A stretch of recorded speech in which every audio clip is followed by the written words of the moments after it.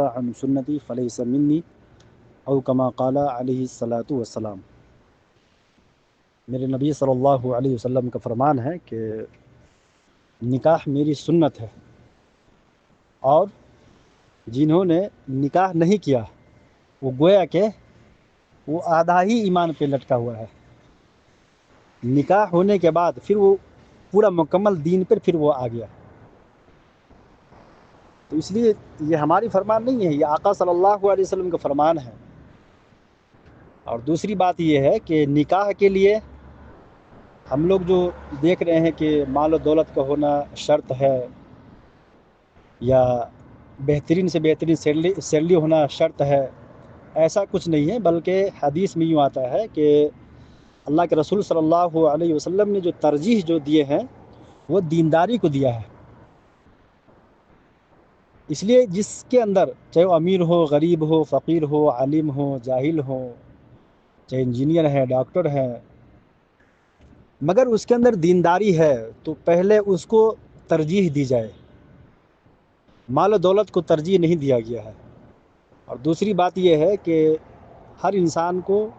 یا her parents کو، ہر ماں باپ کو، ہر والدین کو چاہیے کہ اپنے بچوں کے اپنی صحیح وقت پہ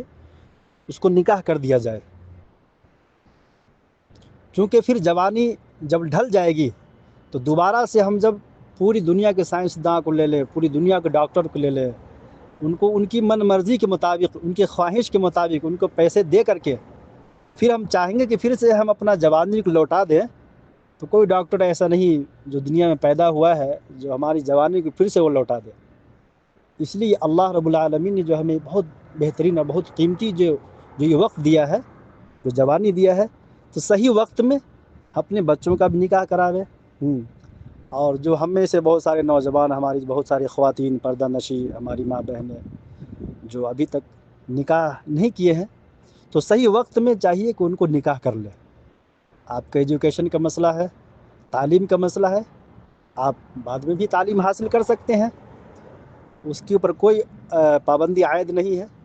نہیں آپ کو شریعت منع کر رہی ہے،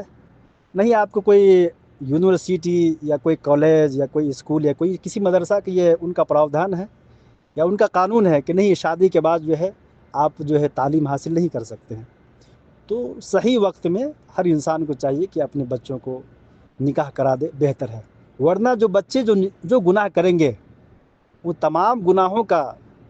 صدقہ جاریہ کے طور پر اس کا گناہ جو ہے آپ کو ٹرانسفر ہوتا رہے گا، یہ بھی ہے۔ اس لیے بہتر ہے اپنے بچوں کو صحیح ٹائم پہ صحیح وقت پہ ان کا نکاح کر دیں۔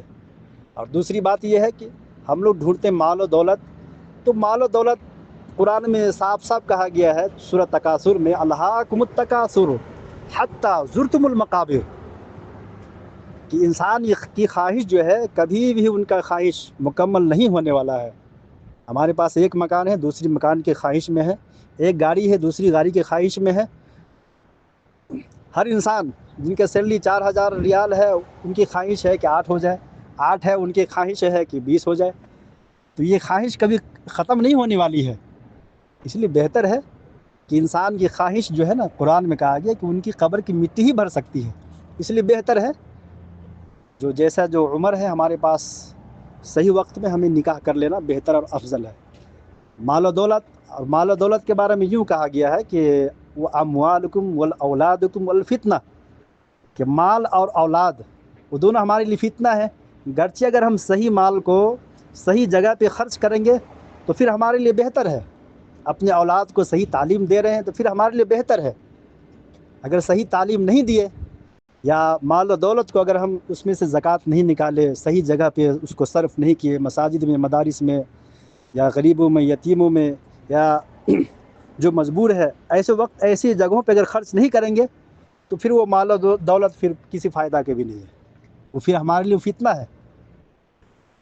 تو ہمیں امید ہے کہ آپ سب اس پہ عمل کر بھی رہے تھے، کرتے بھی انشاءاللہ کریں گے بھی۔ اس لیے صحیح وقت پہ